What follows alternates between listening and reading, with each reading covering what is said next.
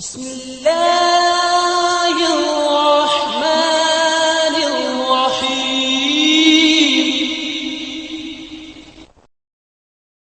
Assalamu alaikum. Walaikum assalam wa rahmatullahi wa barakatuh. Is suicide under any circumstances justified in Islam? But that's the question, that is suicide under any circumstances justified in Islam? My counter question, what do you mean by suicide?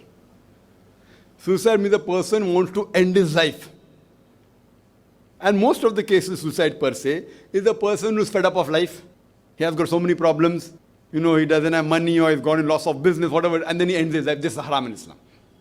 Ending your life purposely because of troubles in this world is haram. But on the other hand, you say that I want to fight for the haqq.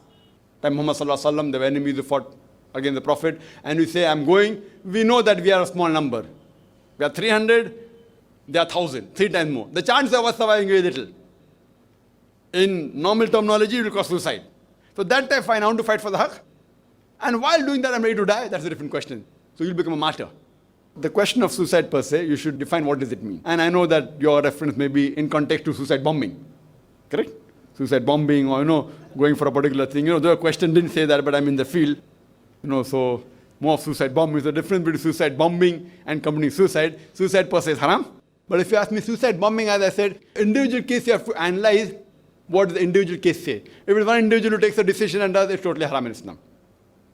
And under normal circumstances, Allah says in the Quran, Surah Ma'idah, chapter 5, verse number 32, that if you kill any human being, unless it be for murder or for creating mischief in the land, it is as though you have killed the whole of humanity. And if you save any one human being, it is as though you have saved the whole of nation. So killing any human being, unless it be for murder or for creating mischief, it is haram.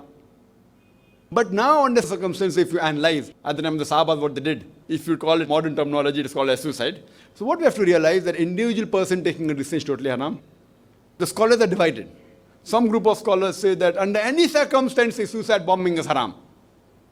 Like Sheikh Nasruddin Albani, Sheikh Uthaymeen, Sheikh bin Baz, all these 3 great stalwarts who expired recently, all of them say that suicide bombing, suicide killing under any circumstances is haram. But there are other scholars, like Sheikh Salman Auda, he is, mashallah, one of the great scholars of this time. He says that if under normal circumstances, it's haram. But if the situation demands, like in Palestine, every day they are being killed and thousands are being killed throughout the year. So it is rather that they have to fight in self-defense. And if they know that they use an attack in which the chances of dying are there, and if they really cause a damage to the opponent, as a last resort, with guidance from a scholar who has not that one individual person gets up in the night and says, okay, fine, I'll go out. So with guidance of the Quran and Sunnah, as a last resort, it can be used. And they give examples. They give examples from Hadith, giving their own logical argument. You analyze that there was once when the fort was being taken up by the enemies, and the Sahaba, they said, you throw me over, and then I will go on to the spear. So chance of dying was there. Yet they went, he didn't die, and he opened the door.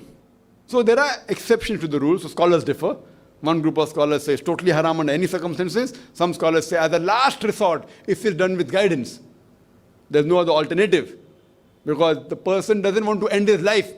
He wants to fight for the cause of haqq, for truth. And while doing that, the chances of his dying is very high. And I know that one person was arguing with me a lot. One other person. One guy. He told me under any circumstances it's haram. So I asked him a question. That suppose there is someone who comes to attack the Prophet.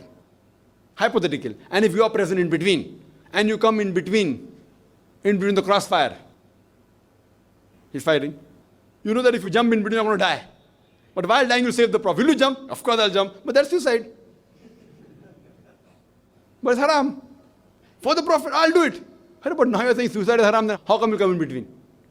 And there are various other options. No, but then he changed. He said, no. The people who are good in arguing, they change. No, but there, the trigger wasn't pulled by him. Trigger was pulled by somebody else. What I'm telling, if the trigger is pulled by the person himself, then it is haram.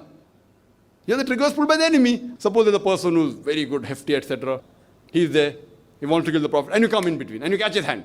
And now what happens? That the gun is turned. And to kill him, you have to kill yourself also. And if you pull the trigger, you will die and the person will die and the Prophet will be saved. Then what will you do? Will you pull the trigger or not? Hadith says a person who doesn't love Allah and the Prophet more than himself, his wife and his family, he's not a Mu'min.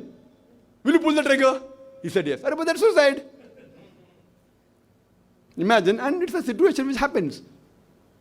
It can happen, not that it is vague. You are there, and if you pull the trigger, you will die, and you are pulling the trigger. You're killing yourself and killing him. And the Prophet will be saved. So, I do agree with Sheikh Salman Auda.